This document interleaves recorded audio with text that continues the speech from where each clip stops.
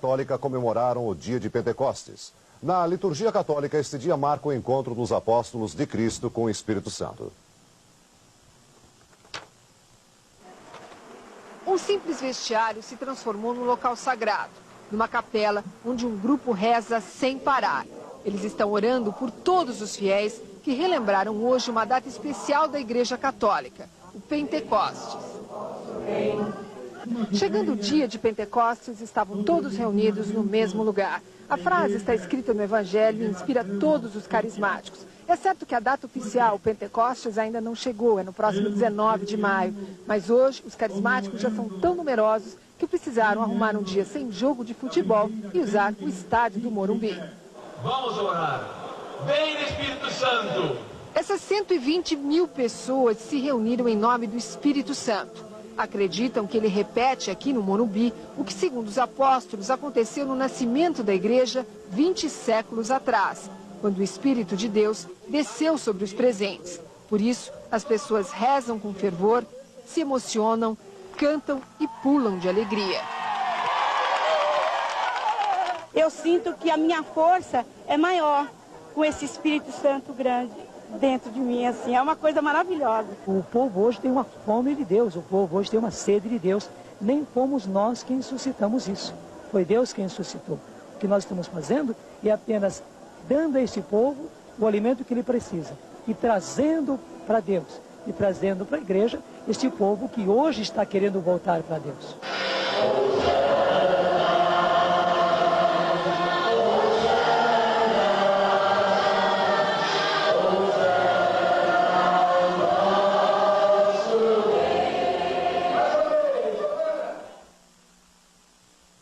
No mundo são 50 milhões. No Brasil, 2 milhões. Você vai conhecer agora os cânticos, as orações, as reuniões de cura do movimento de renovação carismática. Um movimento que está mudando os costumes da Igreja Católica Apostólica Romana e que a cada dia conquista novos seguidores.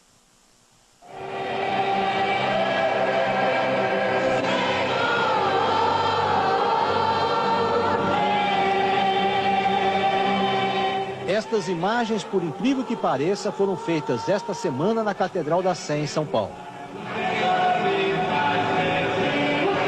Toda essa exaltação, toda essa alegria fazem parte das reuniões de oração e de cura do movimento de renovação carismática, uma nova maneira que a Igreja Católica Apostólica Romana encontrou para enfrentar o avanço das seitas entre os brasileiros. Na verdade, o movimento carismático é uma volta à origem da Igreja. A Bíblia diz: 50 dias depois da ressurreição de Cristo, o Espírito Santo desceu sobre os apóstolos e transmitiu a eles os dons do carisma. E um desses dons é exatamente o carisma da cura. É a Igreja Católica voltando ao tempo dos apóstolos. O movimento carismático começou 24 anos atrás, com um grupo de jovens universitários americanos e chegou ao Brasil há 17 anos. Esse verdadeiro espetáculo de fé teve agora mesmo o apoio da Conferência Nacional dos Bispos do Brasil, a CNBB. O movimento de renovação carismática reúne só em São Paulo 500 mil pessoas. Calcula-se que no Brasil já existem 2 milhões de carismáticos. No mundo todo, a Igreja Católica Apostólica Romana tem 50 milhões de seguidores dessa nova linha de evangelização. O grupo de oração da Catedral da Sé é o maior da renovação carismática no Brasil. Todas as segundas-feiras se reúnem aqui entre 2.500 a 3.000 pessoas. Todas elas têm principalmente uma esperança: obter a cura para alguma doença. São muitas vezes pessoas desenganadas pelos médicos e que conseguem alcançar a graça. E hoje é um dia muito especial para centenas e centenas de carismáticos que estão na Igreja da Sé. A reunião vai ser comandada por tia Laura, uma das poucas pessoas em todo o Brasil autorizadas a fazer curas com a imposição das mãos. Dona Laura Mendes da Silva, a tia Laura, tem 75 anos de idade e é a mais importante figura do movimento carismático no Brasil. Um momento surpreendente da reunião. Tia Laura invoca o Espírito Santo. Ela diz que nesse momento recebe uma inspiração divina e começa a chamar todas as pessoas que estão doentes. Tia Laura não conhece nenhuma delas. Você que tem sempre o seu coração parece que inchado, cansado, partidas erradas, às vezes meio forçando. Você respira mal por causa desse problema e o Senhor agora tocou no seu coração. Fui levada ao INCOR com uma parada cardíaca. E depois, quando voltei a mim, eu soube que eu tinha esse problema grave. E fui, graças a Deus, eu consegui essa graça, porque eu não sinto mais nada. E sentimos agora, nesse instante, pessoas que têm muita dor nos joelhos, que têm dificuldade para se levantar e andar. Eu não conseguia ajoelhar e meu joelho estava doendo demais. Eu fiquei o tempo todo sentada. E eu senti um calor muito grande agora no meu joelho, eu movimentei e não estou sentindo dor. E nós sentimos agora, nesse instante, pessoas que têm assim, um problema muito sério na coluna. Mandaram fazer fisioterapia, tudo isso, fiz, nada adiantou. E aqui é que adiantou. Aqui é que eu fiquei curado. O que o senhor acha que aconteceu? Aconteceu que Deus me curou. Todos reconhecem, leigos e sacerdotes, que os poderes de tia Laura de invocar o Espírito Santo são impressionantes. Quando não está nas grandes reuniões de oração e cura pelo Brasil inteiro, tia Laura atende na casa dela na cidade paulista de Lorena e consegue, vejam só, fazer curas pelo telefone. A paz de Jesus, boa tarde. Boa tarde. Veja o testemunho de 2 paraibanos curados por tia Laura pelo telefone. A advogada Maria Lade Cabral, que tinha miastenia grave, uma doença que atrofia toda a musculatura do corpo. Eu recebi uma oração por telefone de tia Laura. A oração simples. Ela pediu simplesmente assim: Senhor Jesus, eu creio que estás presente em toda parte. Eu te suplico, cobre com o poder do teu Espírito, na outra extremidade desse fio, lá na Paraíba, a minha irmã. E queima, no calor do teu Espírito, as raízes de miastenia graves, onde quer que se encontrem nela. Só foi isso, amém, aleluia. A outra cura pelo telefone foi do professor universitário Gerôncio Vilar. Ele tinha câncer na língua. Eu liguei para a tia Laura e ela orou pelo telefone e é aí onde a gente tem a experiência boa com Deus, né? O que é que o senhor sentiu quando ela orou? Eu senti que realmente confirmava-se aquilo que eu esperava, a cura, né? Física mesmo. Além de receber mais de 100 telefonemas todos os dias, tia Laura recebe também cartas e bilhetes de todo o país.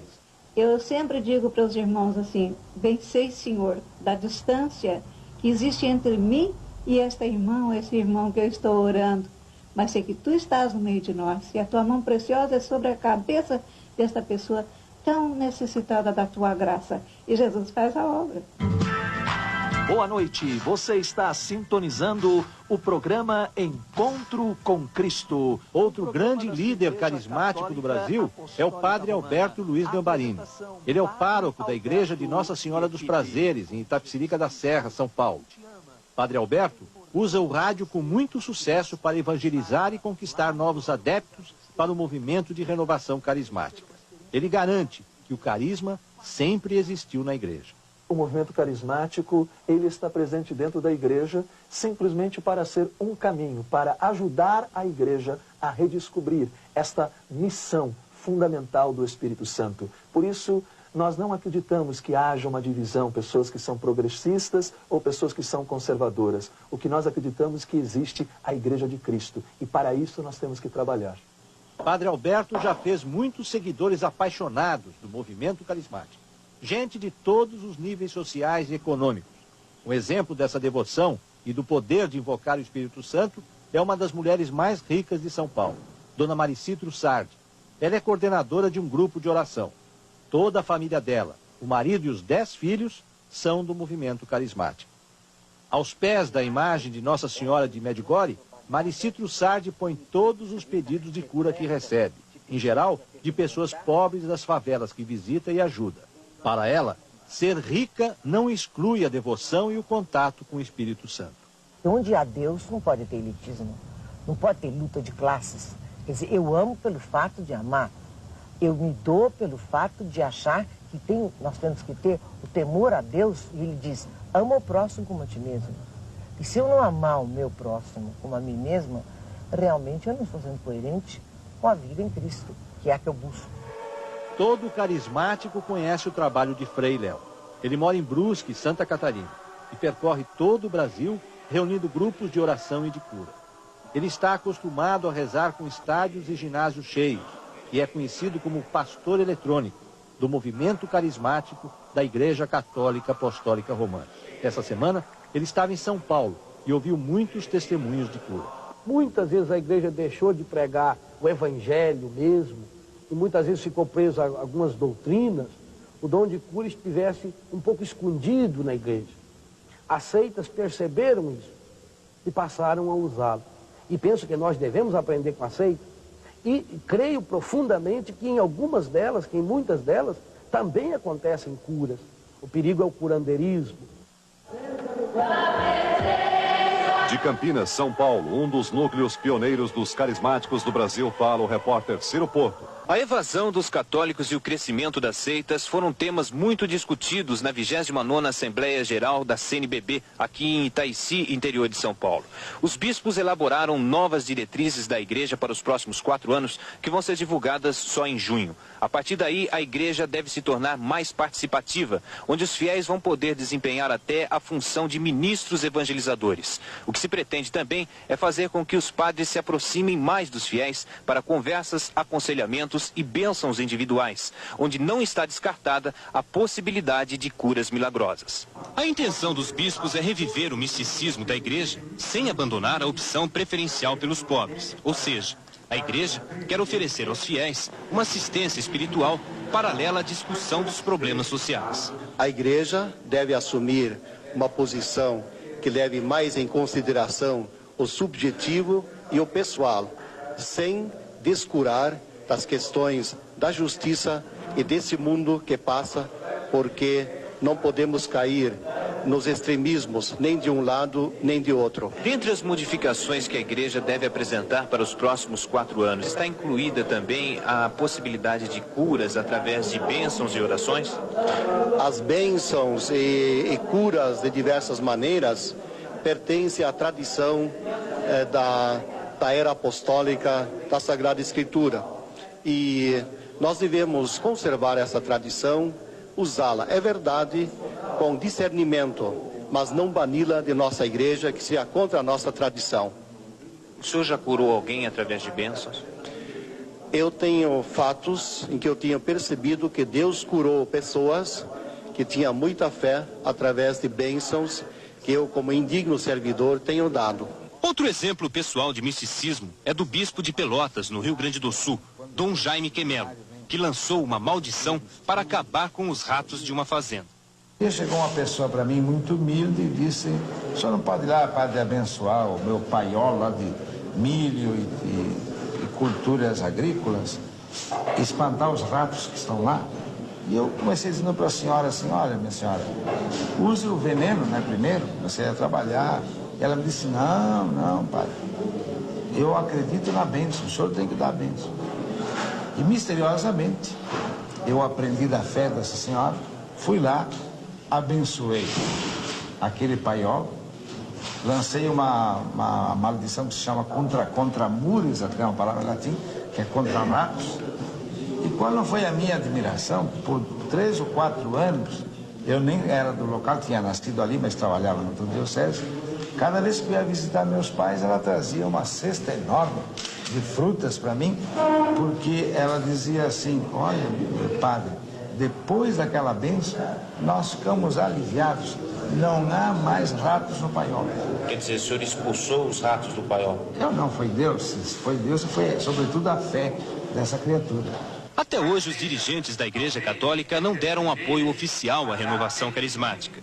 Os bispos e padres se dividem entre a tolerância e o apoio pessoal. Mas depois da Assembleia da CNBB, os bispos admitem que a experiência dos carismáticos vai ajudar na retomada do misticismo e na volta dos antigos fiéis. O lado místico que a Igreja quer resgatar, na verdade, já existe dentro dela mesma. Hoje, o movimento já está se espalhando por todo o país e a evasão das igrejas católicas começa a ser substituída pela lotação. Nos encontros de carismáticos, os fiéis chegam a disputar um lugar dentro da igreja. Os carismáticos se organizam em grupos de oração orientados por leigos. Só em Campinas são 100 grupos, mais que o dobro do número de paróquias. Nos encontros, os carismáticos leem a Bíblia, rezam e invocam o Espírito Santo, escrevem as intenções e graças desejadas que são levadas até o altar e dão testemunhos pessoais de graças alcançadas. Edson Antônio Leite é um exemplo de cura atribuída à ação do Espírito Santo.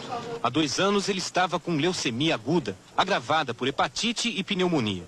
Durante a doença dele, que durou 8 meses, a mulher Carmen Silvia passou a frequentar a renovação carismática. Segundo ela, a recuperação do marido começou depois de uma noite de orações no hospital. O que o médico te falou depois que você apresentou essas melhoras? Procura um cartório, registre de novo que você nasceu nesse momento. A repórter Fernanda Esteves acompanhou no Rio as reuniões de oração e cura. O grupo da Renovação Carismática Cristã surgiu aqui no Rio de Janeiro em 1975. Eram poucas pessoas, se reuniam numa pequena sala. Hoje, 16 anos depois, cada reunião quase não cabe nesse imenso salão, o salão principal da igreja. O grupo Bom Pastor da Igreja de Nossa Senhora de Copacabana foi o primeiro do Rio. Cada reunião de oração e cura tem mais de 800 pessoas. E todos gostam dessa liberdade na hora de rezar, de pedir proteção e cura. Uma descontração, uma alegria, próprias dos carismáticos. O movimento acabou com o lado sisudo, solene das cerimônias da igreja. Os que chegam pela primeira vez parecem espantados, mas logo se rendem às orações e às curas pela imposição das mãos. A senhora está aqui em busca de quê? De paz, saúde, tudo. Aí fora tá ruim, a gente não tem tranquilidade, então a gente vem pra cá pra ver alguma coisa diferente, né? Antigamente a igreja era muito fechada e tudo pra gente era pecado. Qualquer coisa era pecado. Atualmente não, Deus nos ama como nós somos, tá? Em todo o estado do Rio, os carismáticos são mais de 200 mil. Nas reuniões de cura, também conhecidas como trabalho de intercessão, aparecem todos os tipos de problema, desde a doença considerada incurável, as desavenças conjugais, até os jovens que estão querendo se livrar do vício do álcool e das drogas. Muitos se dizem curados pelo poder de imposição das mãos, mas poucos, muito poucos, querem falar a respeito disso. Mas o ator e dublador Eduardo Borghetti resolveu falar. Ele tem 28 anos de idade, é casado e tem 2 filhos. Eduardo diz que aos 20 anos consumia todo tipo de droga. Queria deixar o vício e não conseguia. Tentou tudo, inclusive tratamentos esotéricos. Depois que passou a frequentar a comunidade Bom Pastor, em Copacabana, há 8 anos, garante que conseguiu se livrar das drogas. Hoje participa de um novo trabalho, a recuperação de drogados. Quando eu sentia essa presença de Deus, esse amor, automaticamente eu não sentia mais vontade de, quando acabou o encontro, eu não sentia mais vontade de tomar drogas. Simplesmente não era mais natural para mim, eu não tinha necessidade. Alguma coisa tinha me preenchido de tal maneira que eu não sentia mais vontade. Dom Serafim Fernandes de Araújo, eleito vice-presidente da CNBB e considerado um representante da igreja tradicional, define assim o movimento de renovação carismática. Os milagres são um testemunho de Deus para dizer que Ele está presente, que Ele é Pai, que Ele é carinhoso. Mas, na verdade, não é, eu vou dizer, uma sessão de curas. Jamais a igreja iria prometer uma sessão de curas. Não é uma benção, você aperta o botão e sai. Não é isso. Precisa ter a fé no coração da pessoa e precisa também que Deus quer que o homem tome as medidas. Por exemplo, eu não vou dar uma bênção para uma pessoa só que não quer se tratar. Eu vou dizer para ela que eu dou a bênção, mas tem que se tratar. Porque a bênção de Deus irá para o médico, irá também para o remédio, irá para as coisas. Esse é o sentido pedagógico das nossas bênçãos.